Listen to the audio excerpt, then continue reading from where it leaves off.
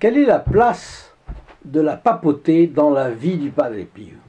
Eh bien, elle est très importante. Vous me direz, dans la vie de tous les saints, la place de la papauté est très importante. Oui, c'est vrai. D'ailleurs, dans la vie de chaque catholique, parce que vous savez que être catholique, ce sont trois choses. C'est être baptisé par le sacrement de baptême dans l'eau, deuxièmement, professer la foi, et troisièmement, reconnaître l'autorité de l'Église catholique, et la papauté est au sommet de l'Église catholique. Il est vrai que notre Seigneur Jésus-Christ est la tête, et nous sommes tous les membres, mais il a un vicaire. Le vicaire, c'est le pape.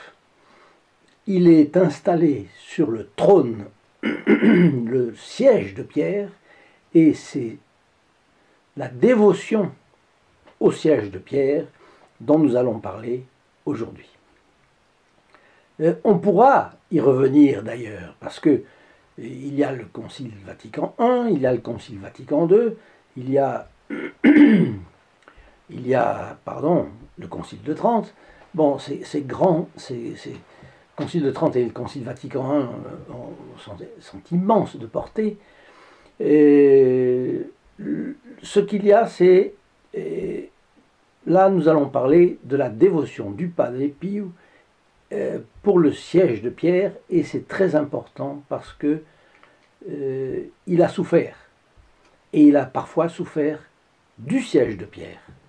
Et donc, cela a une saveur et une valeur de témoignage très importante.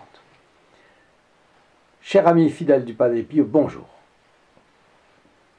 Le Padre Pio et sa dévotion à la papauté.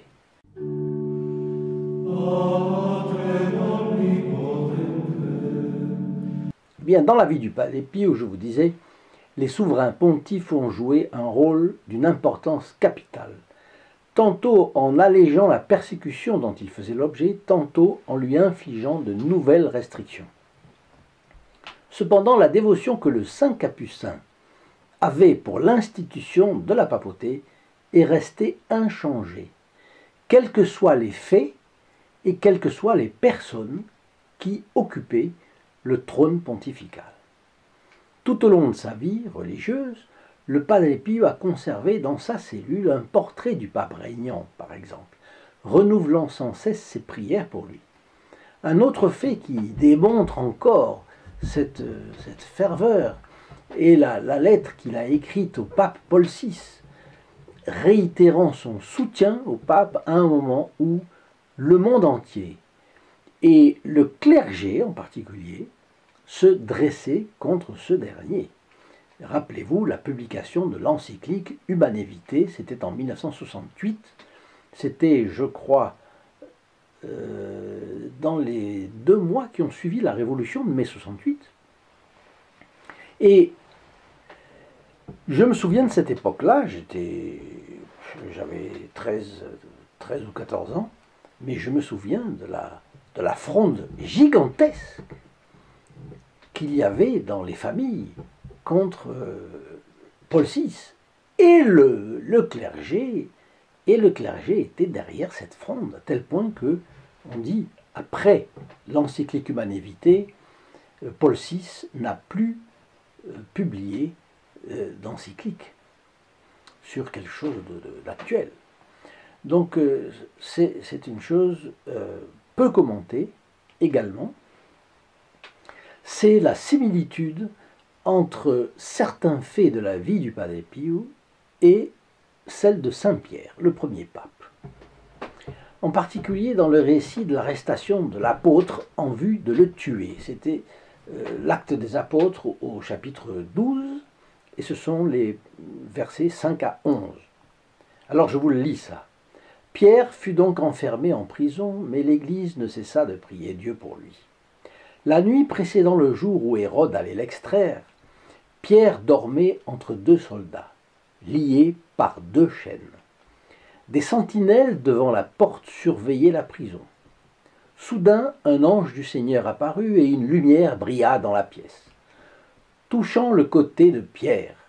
L'ange le réveilla. « Lève-toi vite, dit-il. » Les chaînes se sont détachées de ses mains. L'ange dit « Ceins-toi et mets tes sandales. » Il le fit. L'ange lui dit « Mets ton manteau et suis-moi. » Pierre sortit et le suivit, sans savoir si ce que faisait l'ange était réel ou non. En fait, il pensait qu'il rêvait. Ils ont passé le premier et le deuxième poste de garde. Ils sont arrivés à la porte de fer qui mène à la ville, qui s'est ouverte toute seule. Ils sont sortis, ont descendu une rue ensemble, puis soudainement l'ange a disparu. Alors Pierre reprit ses esprits et dit « Je vois maintenant que le Seigneur a vraiment envoyé son ange et m'a délivré de la main d'Hérode et de tout ce que le peuple des Juifs attendait. » Dans ce récit tiré des Saintes Écritures, que je viens de vous lire, nous voyons l'importance de la prière d'intercession en cas de besoin et l'intervention des anges dans les moments difficiles. Ça, c'est un fait. Le Padre Pio, lorsqu'il était exilé dans son propre couvent, il était exilé, mais à l'intérieur. Eh bien, il était soutenu par les prières de ses fils et filles spirituels qui, privés de le rencontrer en personne, élevaient leurs prières vers Dieu. Et son ange gardien, combien de fois ne l'a-t-il pas consolé au milieu de la solitude du cloître? Certains biographes disent même que pendant cette triste période d'isolement, le Padre Pio était visité par les anges gardiens de ses divers fils spirituels et les personnes qui avaient de la dévotion pour lui. Et enfin, la joie provoquée par l'arrivée de Pierre chez Jean-Marc peut être comparée à celle des fidèles lors de la première messe publique que le Padre Pio a célébrée après la levée des restrictions contre lui. Alors, le Padre Pio disait à ses filles spirituelles en pleurs, « Ne pleurez plus, rendons grâce à Dieu !» Alors je vous lis maintenant la prière aux saints apôtres Pierre et Paul. Elle est tirée du manuel Magnificat du Père Jean-Baptiste Lehmann. Seigneur Jésus-Christ, fondateur et évêque suprême de votre Sainte Église, acceptez ma plus vive reconnaissance pour la clémente miséricorde et la sublime vocation dont vous avez distingué les saints apôtres Pierre et Paul. Soyez aimés, loués et adorés dans la grandeur, la beauté et la dignité incomparable de vos serviteurs, ainsi soit-il. Saint Pierre, grand pécheur d'âme, et fondement de l'œuvre admirable de l'Église, grand fils du Père céleste, excellent serviteur et auxiliaire du Christ, instrument choisi de l'Esprit Saint, je vous bénis en raison des grâces éminentes que le Très-Haut vous a accordées.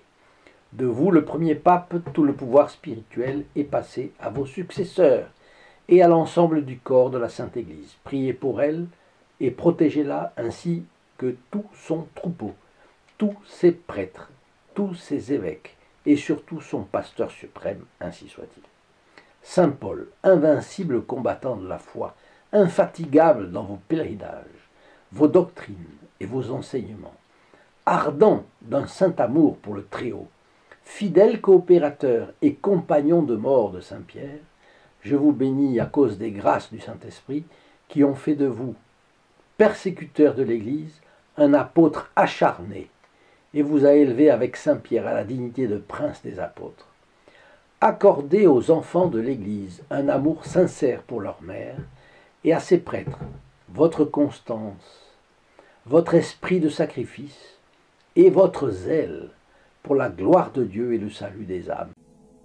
In nome del Padre, del Figliolo e dello Spirito Santo, e così sia. Sia lodato Gesù e Maria, e